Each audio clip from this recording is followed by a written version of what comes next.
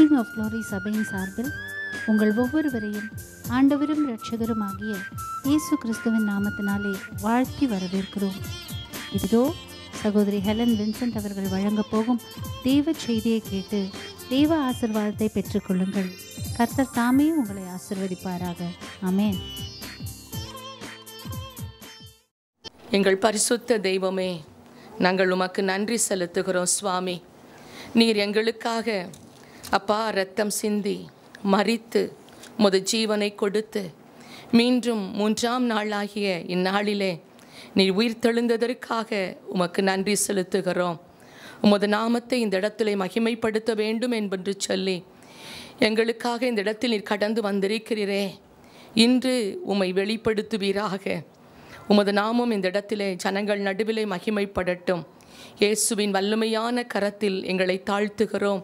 நீர் ஒருவர் மட்டும் கிரியை செய்யும். இயேசுவின் நாமத்தில் பிதாவே. நாம் வேதத்திலிருந்து ஒரு வசனத்தை வாசிக்கலாம். வெளிப்படுத்தல் 1:18. மரித்தேன், ஆனாலும் இதோ சதா காலங்களிலும் உயிரோடு இருக்கிறேன். இந்த இயேசு கிறிஸ்துவின் வார்த்தை உங்கள் உள்ளத்தில் தினசரி கேட்கணும், தினசரி சொல்லணும். என் ஆண்டவர் மரித்தார், ஆனால் சதா காலங்களிலும் உயிரோடு இருக்கிறேன் என்று சொன்ன என் ஆண்டவர் இந்த இடத்தில் இருக்கிறார் என்று சொல்லி உங்கள் நாவினால் பிரதிஷ்டை பண்ண வேண்டும். உங்கள் இருதயத்திலே சொல்லிக்கொண்டே இருக்க வேண்டும்.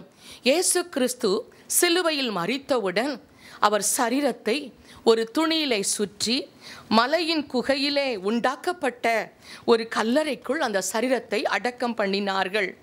அந்த கல்லறையை மூடும்படியாக ஒரு பெரிய கல்லை வைத்து அந்த கல்லறையின் வாசலை அவர்கள் மூடினார்கள்.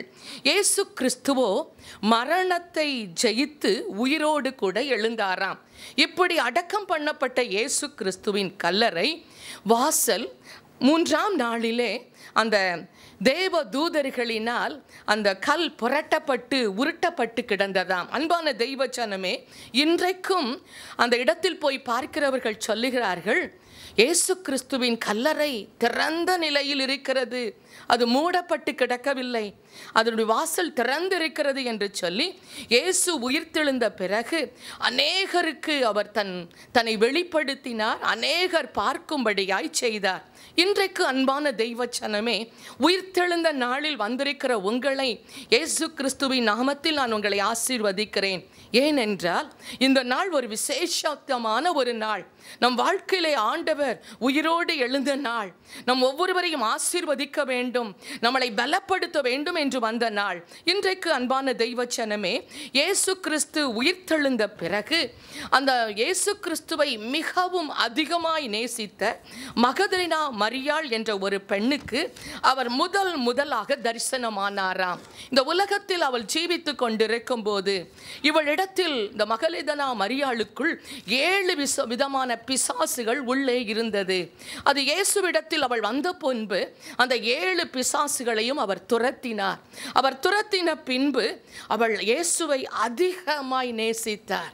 எனக்குள் இருந்த பிசாசுகளை இவர் துரத்தினாரே, என்னை சுகப்படுத்தினாரே என்று சொல்லி அவள் அன்பு வைத்து விட்டாள் இயேசுவின் மீது. ஆகவே அடக்கம் பண்ணப்பட்ட இயேசுவின் சரீரத்தை எப்படியாவது போய் பார்க்க வேண்டும் என்று சொல்லி அவள் இயேசுவை தான் பார்க்க முடியாது, இனிமேல் அவர் அடக்கம் பண்ணப்பட்டு விட்டார் என்று சொல்லி 3ஆம் நாள் அதிகாலையிலே இயேசு அடக்கம் பண்ணப்பட்ட கல்லறைக்கு அவள் கடந்து போகிறாள். இயேசுவை பார்க்காவிட்டாலும் அவர் சரீரத்தையாவது பார்க்கலாம், அவர் சரீரத்தையாவது பார்த்து ஆறுதல் அடையலாம். என் இயேசு மரித்து விட்டார், இனி அவரோடு பேச முடியாது என்று சொல்லி கல்லறை அருகிலே அவள் கடந்து போன பின்பு கல்லறை அடைக்கப்பட்ட கல் எடுக்கப்பட்டிருக்கதை கண்டாள். வேதத்திலிருந்து அந்த வசனத்தை வாசிக்கலாம். யோவான் 20வது அதிகாரம் 1-2 வசனங்களை வாசிக்க கேட்போம். வாரத்தின் முதல் நாள் காலையில் அதிக இருட்டோடே மகதலேனா மரியாள் கல்லறையின் இடத்திற்கு வந்து கல்லறையை அடைத்திருந்த கல் எடுத்து போட்டிருக்க கண்டாள்.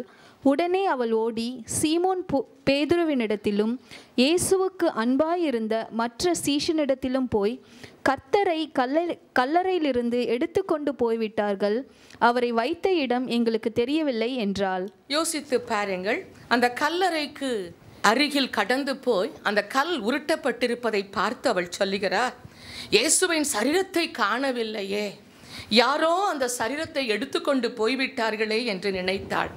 அவள் உள்ளம் மிகவும் வேதனை அடைந்தது, கண்ணீர் விட்டாள்.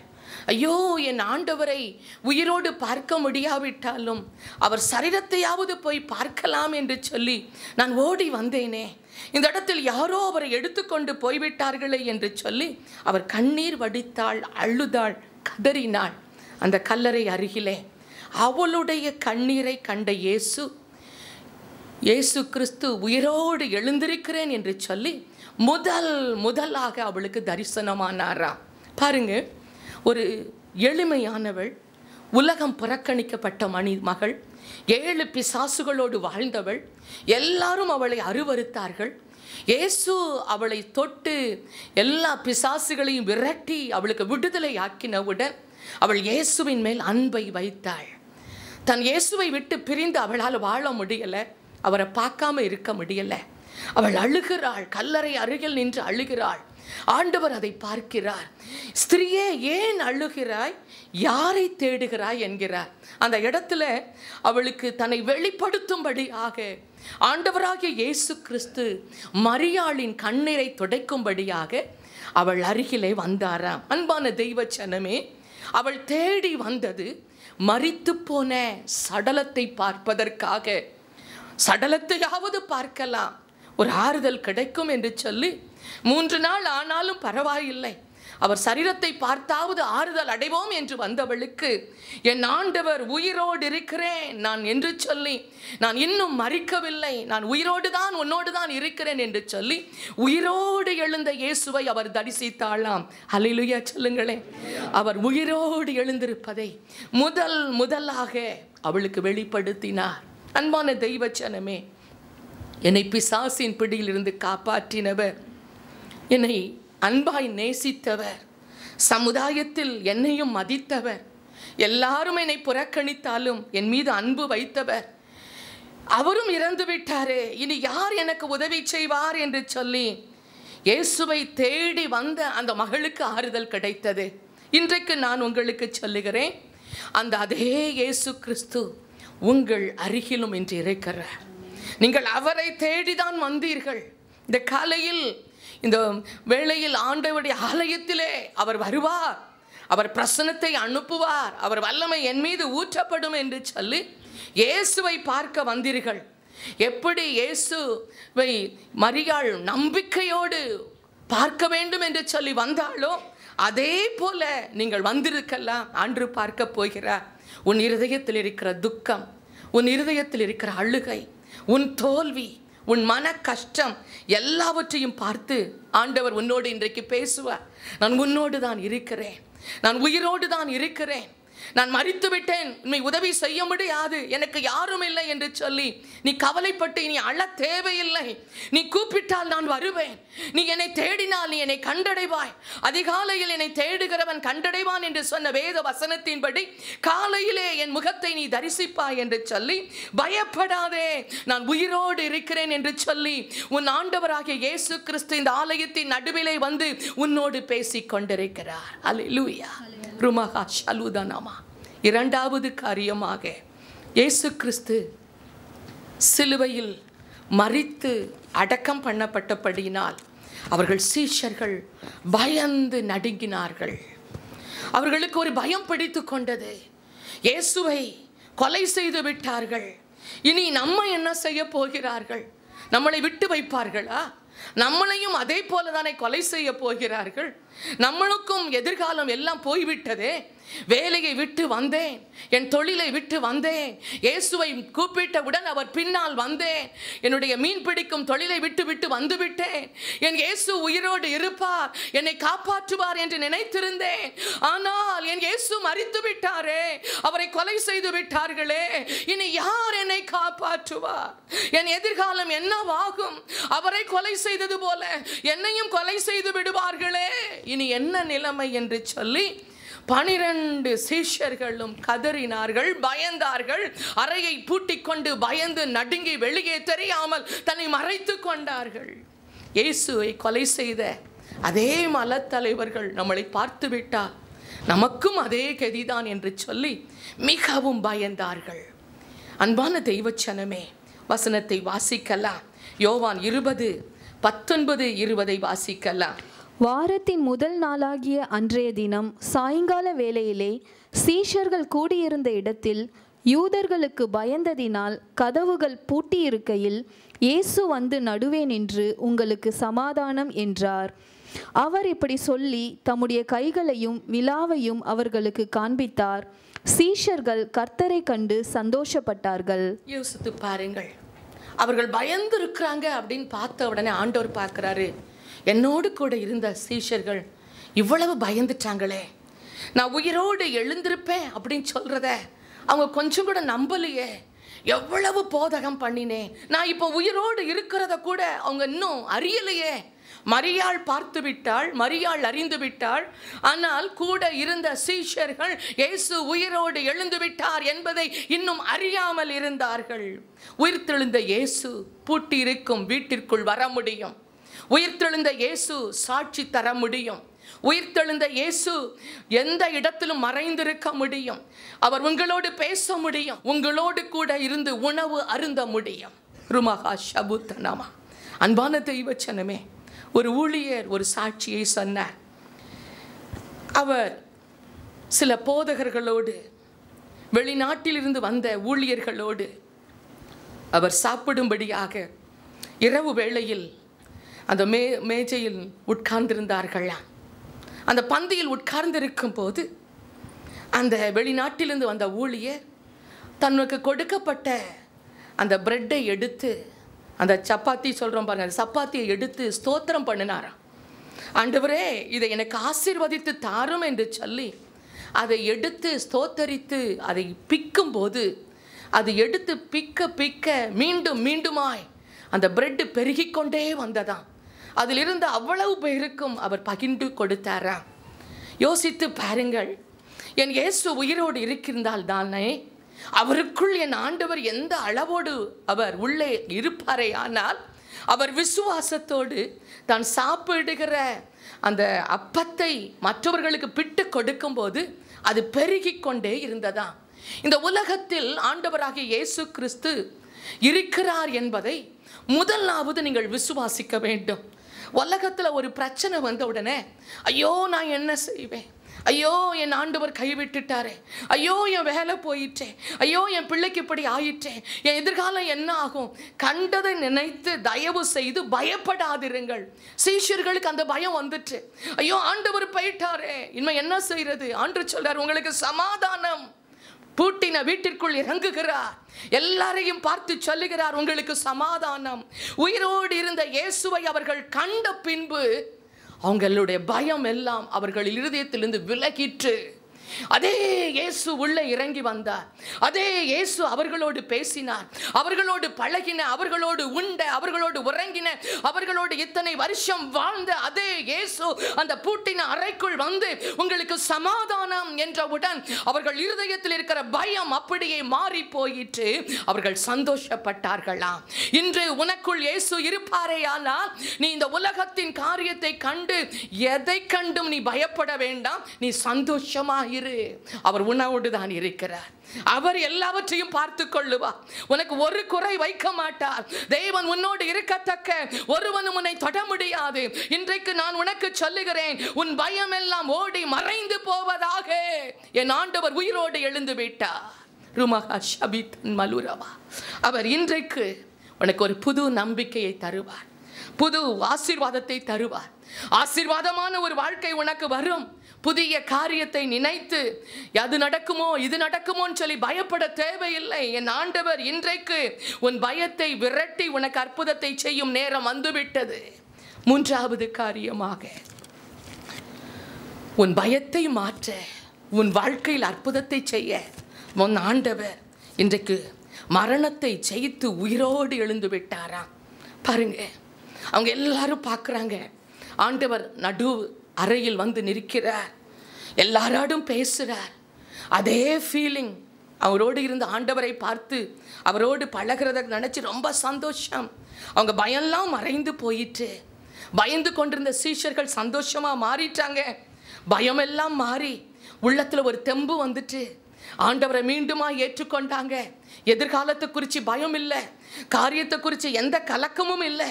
அவன் அடிச்சிருவானா, கொலை செஞ்சிருவானா, அந்த பயமே போயிட்டு அவங்க லைஃப்ல ஒரு புது நம்பிக்கை உருவாயிற்று. ஒரு மனுஷன் தெய்வ ஆலயத்துக்குள் வந்து விட்டால் எல்லா பழைய பிரச்சனைலாம் உடனே அந்த நிறமே மாறி போயிடும். அவர் பிரசன்ஸ் மேலே இறங்கிட்டா அதுக்கப்புறம் கண்டதை நினச்சி குழப்பக்கூடாது. இங்கேருந்து போகும்போதே எல்லாவற்றையும் விட்டு விட்டு இறக்கி வைத்து விட்டு புது நம்பிக்கை, புது அபிஷேகம், புது விடுதலையோடு தான் இந்த இடத்துலேருந்து நீ போகணும். அதுதான் ஒரு கிறிஸ்தவ பிள்ளையுடைய அழகு. ஒரு நாளும் துக்கமுகமாக இந்த இடத்தில் வாழக்கூடாது. என் ஆண்டவர் அதற்காக தான் உயிரோடு எழுந்திருக்கிறார். மீண்டுமாக அவர்கள் சீஷர்கள் எல்லாரையும் சந்தித்து பயத்தெல்லாம் நீக்கி அவங்களோட பேசி ரொம்ப சந்தோஷமா அவர் கடந்து போனார்.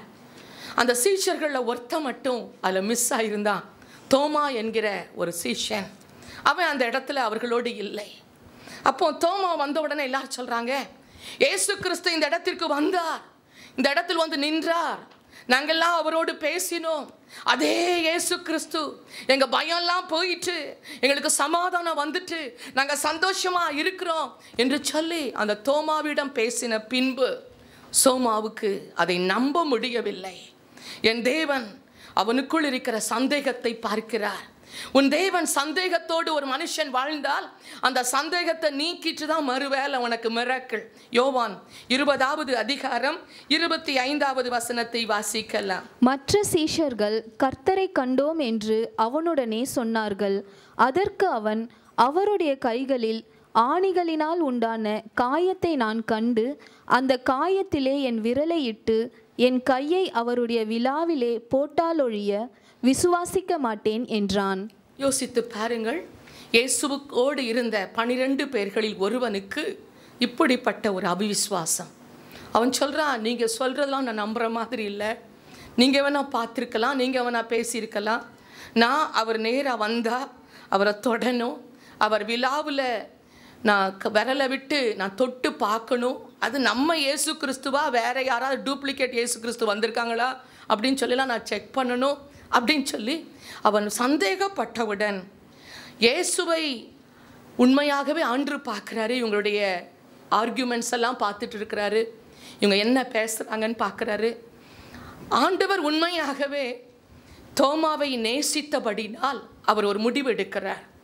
என்னோடு இருந்தவன், எனக்காக ஊழியம் செய்ய போகிறவன், என்னை போல மாற ஒப்பு கொடுத்தவன், என்மேல் வைராக்கியம் உள்ளவன், ஏதோ ஒரு அவிசுவாசம் அவனை பிடித்திருக்கிறது. நான் அவனை நேசித்து அவனுக்கு தன்னை வெளிப்படுத்த வேண்டும் என்று சொல்லி அவனுக்கு தன்னை வெளிப்படுத்தும்படியா இயேசு தீர்மானம் பண்ணினார். ஒருவேளை நீ இயேசுவின் மேல் அன்பா இருக்கலாம், உன் விசுவாசம் குறையா இருக்கலாம். துக்கம் வரும்போது, துன்பம் வரும்போது இயேசு கைவிட்டு விட்டார் என்று சொல்லலாம். ஆனால் நான் அவரை நேரில் பார்க்கணும், என்னோடு பேசணும், என்னோடு வந்தால்தான் நம்புவேன் சொல்லலாம். இந்த தோமாவுக்கு ஆண்டவர் செய்த அற்புதம் என்ன என்று நாம் வாசிப்போமே. ஆனால் 27வது வசனத்தை பாருங்க. பின்பு அவர் தோமாவை நோக்கி, நீ உன் விரலை இங்கே நீட்டு, உன் கைகளை பார், உன் கைகளை நீட்டி என் விலாவிலே போடு, அவ்விசுவாசியாய் இராமல் விசுவாசியாய் இரு என்றார். அன்பான தெய்வச்சனமே, அவருடைய முழு விருப்பமே இந்த உலகத்தில் யாரெல்லாம் சந்தேகப்படுறாங்களோ, தன்னை நேசித்து அவரை பார்க்காம எங்கே இவன் நம்மளை விட்டு விலகிடுவானோன்னு சொல்லி ஆண்டவர் அவனை நேசித்து தன்னை வெளிப்படுத்தினார். இந்த வசனத்தை நான் வாசிக்கும் போது என் உள்ளத்திலே நான் தொடப்பட்டவளாய் ஆண்டவரிடத்தில் சொன்னேன். ஒரு காலத்தில் எல்லாரும் அபிஷேகம் உண்டு, அது இயேசுவின் ஆவி என்று சொல்லும்போது அது இயேசுவின் ஆவியானவர் அல்ல, இதெல்லாம் ஏமாற்று வேலை என்று சொல்லி நான் உம்மை தூஷித்தவள், அபிஷேகத்தை வெறுத்தவள், நீர் வேண்டாம் என்று உம்மை விட்டு புறக்க ஓடினவள், ஊழியம் செய்யக்கூடாது என்று சொல்லி கணவனை வற்புறுத்தினவள். ஆனால் அப்படிப்பட்ட துரோகியை சந்திக்கும்படியாய் என் வாழ்க்கையிலே நீர் என்னை நேசித்ததற்காக உம்மை துதிக்கிறேன் என்றேன். உண்மையாகவே நான் அவர் ஏமாற்று இதெல்லாம் பொய்ன்னு சொல்லி எல்லாவற்றையும் விட்டுவிட வேண்டும், இதெல்லாம் நமக்கு லாய்க்கப்படாதுன்னு சொல்லி இருதயத்தில் நான் நினைக்கும் போது ஆண்டவருடைய வைராக்கியம், இவள்தான் எனக்கு வேண்டும், இவள்தான் எனக்கு வேண்டும், இவளை கொண்டுதான் காரியத்தை சாதிக்க வேண்டும் என்று சொல்லி என் அறைக்குள் அவர் பிரவேசித்தார். என் இருதயத்திற்குள் அவர் வந்தார். நான் அவரை பார்த்தால்தான் அந்த அபிஷேகத்தை நம்புவேன் என்றேன். உம்மோடு பேசினால்தான் நீர் தெய்வன் என்று சொல்லுவேன் என்றேன். என் நேருக்கு நேராய் பேசணும், நான் உங்க சத்தத்தை கேட்கணும், நான் உங்களை தொட்டு பார்க்கணும். இந்த அளவுக்கு என் இருதயம் துடிக்க ஆரம்பித்தது. அதுவரை என் இருதயம் அவருக்கு இடம் கொடுக்கவில்லை. ஆனால் என் ஆண்டவர் அப்படிப்பட்ட உதவாக்கரையாயிருந்த என்னை அவர் தேடி வந்து நீதான் எனக்கு வேண்டும் என்று சொல்லி அவர் என்னை சந்தித்தார்.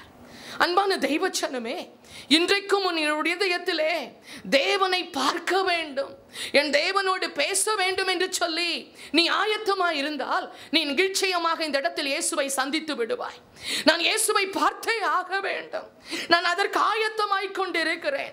ஒவ்வொரு நாளும் ஜெபத்தில் காத்திருக்கிறேன், அவர் என்னோடு பேச வேண்டும் என்று சொல்லி நீ உண்மையாகவே உன்னை ஆயத்தம் பண்ணினால் அவர் நிச்சயமாகவே உனக்கு தன்னை வெளிப்படுத்துவார்.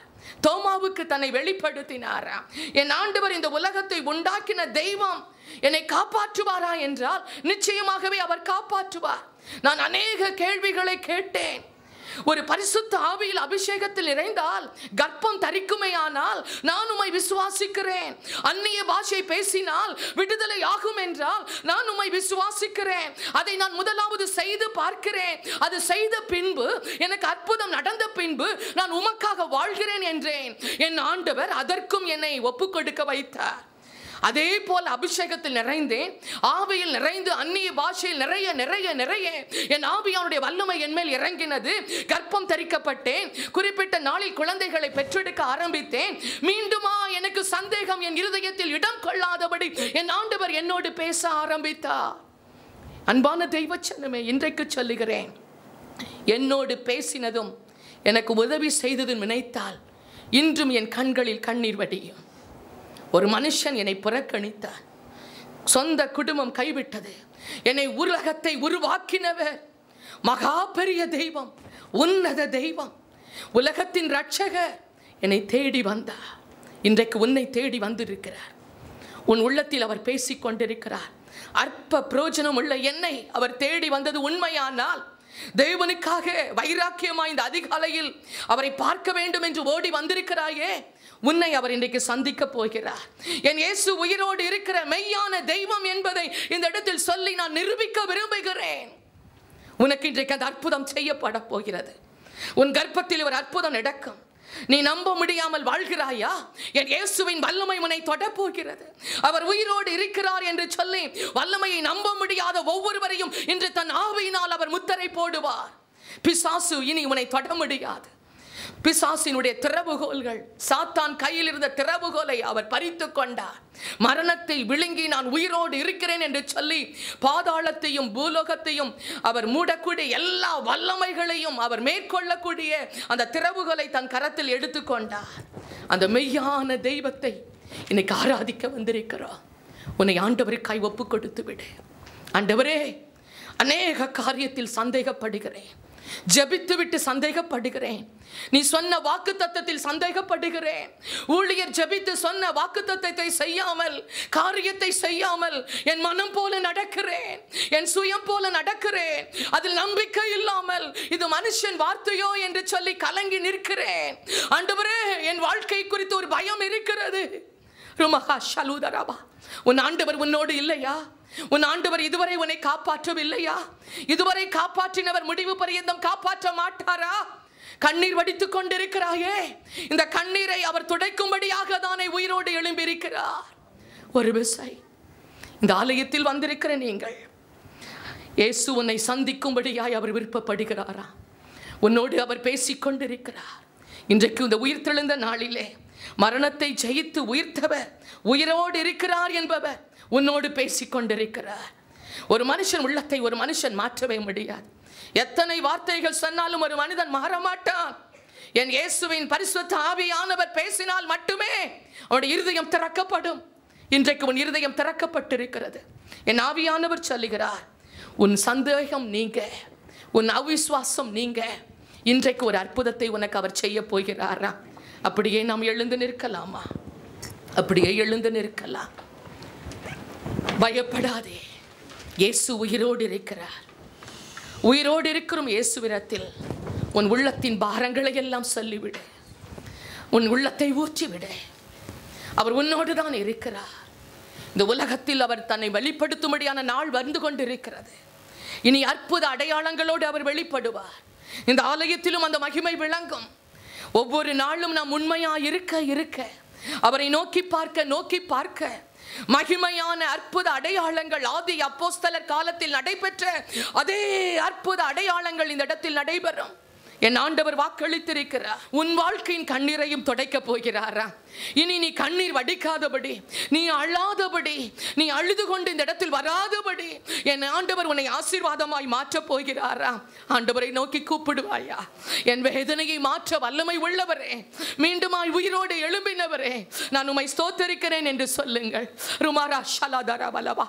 உங்கள் கண்ணீரின் வாழ்க்கை இன்றைக்கு ஒரு மாறுதலை அடைய போகிறது. அவர் உங்கள் கண்ணீரை பார்த்து கொண்டிருக்கிறார். ஒவ்வொரு நாளும் நீங்கள் கண்ணீரோடு வாழ்வது தெய்வ சித்தம் அல்ல. ஒவ்வொரு நாளும் நீங்கள் சந்தோஷமாய் நிம்மதியாய் வாழ வேண்டும் என்பதே தேவனுடைய சித்தம். கண்ணீர் வடிக்கிற பிள்ளைகளுக்கு அவர் கட்டாயம் தன்னை வெளிப்படுத்தியே தீருவார். அவரை மட்டும் நோக்கிப்பார். தகப்பனே என்று கூப்பிடு, என் தெய்வமே என்று கூப்பிடு. ஆவியில் நிறைந்த இயேசுவை மகிமைப்படுத்து. என்னை உருவாக்கினவர், என்னை ரட்சித்தவர், என்னை அபிஷேகம் பண்ணினவர், என்னை விடுதலை ஆக்கினவர் இந்த இடத்தில் ஜீவனோடு இருக்கிறார், உயிரோடு இருக்கிறார். நானும் அவருக்காக பெரிய காரியத்தை செய்வேன். என் தேவனுடைய வல்லமை வந்து விட்டது. என் தேவனுடைய அபிஷேகம் உன்னை விடுதலை ஆக்குறது. பயங்கள் நீங்கி சுகமாய் இருப்பாயாக. பயங்கள் நீங்கி விடுதலையாய் மாறுவாயாக. என் தேவனுடைய அபிஷேகம் உன்னை ஆளுகை செய்கிறது. ருமலா ஷதரப லகபுதரப லபபபா. ஓ, உன் உள்ளத்தில் ஒரு சந்தேகம் இருக்கிறதா? எனக்கு அற்புதம் நடக்குமா நடக்காதா என்று கவலைப்படாதே. நீ இயேசுவுக்கு பிரியமான ஒரு மனிதன், இயேசுவை நேசிக்கிற ஒரு மனிதன். இயேசு உன்னை தெரிந்து கொண்டார் என்றால் இயேசு உன்மேல் அன்பா இருக்கிறார் என்ற அர்த்தம். நீ ரட்சிக்கப்பட்டிருக்கிறாய், அவர் ஆவியை பெற்றிருக்கிறாய், அவர் ரத்தத்தினால் கழுவப்பட்டிருக்கிறாய். வேறு என்ன வேண்டும் உனக்கு? நீ ஏன் சந்தேகப்படுகிறாய்? நீ உலக பிள்ளை அல்ல, என் தேவன் பெற்றெடுத்த பிள்ளை. உன்னை அவர் ஆசீர்வதிக்காமல் விடவே மாட்டார், உன்னை உயர்த்தாமல் விடவே மாட்டார். அவர் உயிரோடு இருக்கிறதை தத்துருவமாய் பார்க்கும்படியாய் செய்வார். என் தேவனுடைய வல்லமை உன்னை மீட்டுக் கொள்வதாக. ஓ ரபலா ஷதனம லகுதரபலபா. எதை குறித்தும் சந்தேகப்படாதே. அவர் சொன்ன வாக்கு உன்னை நிச்சயமாய் பலிக்கும். அது அப்படியே நடக்கும். என் ஆண்டவருடைய வல்லமையுள்ள நாமத்தினாலே சொல்லுகிறேன். அவர் உயிரோடு இருக்கிறபடினால் உன் பாடுகளையும் உன் வேதனைகளையும் இனி உன்னோடு வைத்துக் கொள்ளாதபடி அவரிடத்தில் தெரியப்படுத்து. எதுவானாலும் ஒரு சிறு பிள்ளையை போல ஆண்டவரே என்று கூப்பிடு, என் தகப்பனே என்று கூப்பிடு. உரிமையோடு கூப்பிட கற்றுக்கொள். வாய்விட்டு சொல், என்னால் வாழ முடியல, என்னால் இந்த காரியத்தை செய்ய முடியல, மனுஷங்க வேறு விதமாக பார்க்குறாங்க, என்னால் நிச்சயமா நிற்கவே முடியல, எனக்கு உதவி செய்யும் என்று கூப்பிட்டு பார். என் தேவன் மறு நிமிடம் உன் அருகில் வருவார், உன்னை தேற்றுவார், உன்னை பலப்படுத்துவார். அந்த வல்லமை இந்த இடத்தில் வந்துவிட்டது. ஒரு நம்பிக்கை உனக்குள் வந்திருக்கிறது. என் தேவன் உயிரோடு இருக்கிறது இந்த இடத்தில் நீங்கள் நிரூபிக்க போகிறீர்கள். தேவன் பெரிய காரியத்தை செய்யும்படியாய் இந்த ஆலயத்திற்குள் உள்ளே வந்ததற்காய் நன்றி செலுத்துகிறேன். ஒரு விசை அவரை கரம் தட்டி மகிமைப்படுத்துங்களேன். ஓ நன்றி அப்பா.